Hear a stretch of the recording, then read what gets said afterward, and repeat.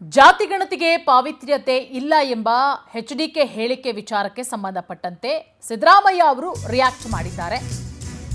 ಕುಮಾರಸ್ವಾಮಿ ಅವರು ಹೇಳಿಕೆ ಕೊಟ್ಟಿದ್ರು, ಜಾತಿಗಣತಿಗೆ ಪಾವಿತ್ರ್ಯತೆ ಇಲ್ಲ ಎಂಬುವಂತಹ ವಿಚಾರ.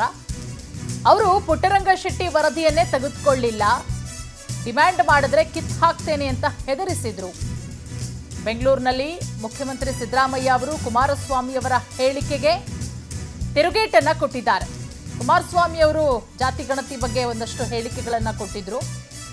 ಆ ಹೇಳಿಕೆಗಳಿಗೆ ಸಿಎಂ ಸಿದ್ದರಾಮಯ್ಯ ಅವರು ತಿರುಗೇಟು ಕೊಟ್ಟಿರುವುದು ಇವತ್ತು.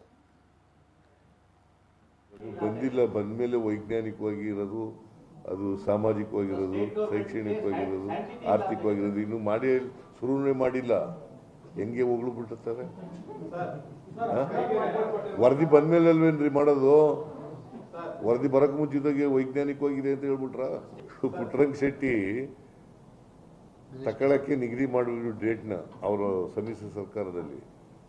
ಆಗ ಪುಟ್ಟರಂಗಶೆಟ್ಟಿ ಮಿನಿಸ್ಟರ್ ಆಗಿದ್ರು, ಬ್ಯಾಕ್ವರ್ಡ್ ಕ್ಲಾಸ್ ಮಿನಿಸ್ಟ್ರಿ ಆಗಿದ್ರು.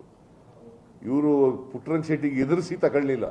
ಬಂದಿಲ್ಲ, ಬಂದ್ಮೇಲೆ ವೈಜ್ಞಾನಿಕವಾಗಿ ಇರೋದು, ಅದು ಸಾಮಾಜಿಕವಾಗಿರೋದು, ಶೈಕ್ಷಣಿಕವಾಗಿರೋದು, ಆರ್ಥಿಕವಾಗಿರೋದು, ಇನ್ನು ಮಾಡಿ ಶುರುವೇ ಮಾಡಿಲ್ಲ. ಹೆಂಗೆ ಹೋಗ್ಲು ಬಿಟ್ಟಿರ್ತಾರೆ?